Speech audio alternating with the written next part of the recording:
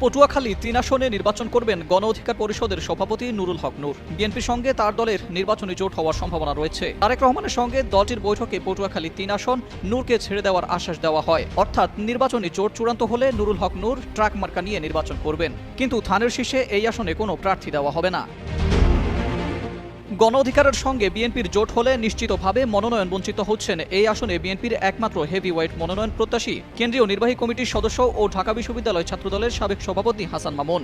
যুগান্তরকে তিনি নিশ্চিত করেছেন যে কোনো মূল্যে তিনি নির্বাচন করবেন।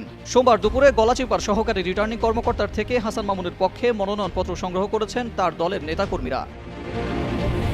বিএনপি নেতা হাসান মামুন যুগান্তরকে বলেন, নির্বাচনের জন্য চূড়ান্তভাবে সিদ্ধান্ত নিয়েছি, যে কোনো মূল্যে নির্বাচনে অংশ নেব। দলের নেতাকর্মী ও সাধারণ মানুষের চাপেই নির্বাচনে অংশ নিচ্ছি। কোনোভাবেই নির্বাচন থেকে সরে দাঁড়ানোর সুযোগ নেই। তবে আমার বিশ্বাস পটুয়াখালী ৩ আসনে বিএনপি দলীয় প্রার্থী দেবে।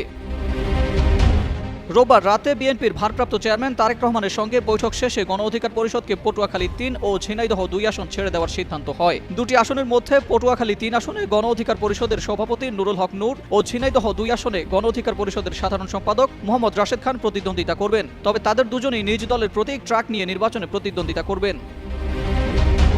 তবে সোমবার গণ অধিকার পরিষদের জাতীয় নির্বাহী কমিটির সভায় সিদ্ধান্ত হয় মাত্র দুটি আসনের জন্য তারা বিএনপির সঙ্গে জোট করবে না। তারা ৩০০ আসনে প্রার্থী দেবে। ২৫ ডিসেম্বর পর্যন্ত মনোনয়নপত্র বিতরণ চলবে। আগামী ২৮ ও ২৯ ডিসেম্বর দলীয় মনোনয়নপত্র জমা দেবেন গণ অধিকার পরিষদের প্রার্থীরা।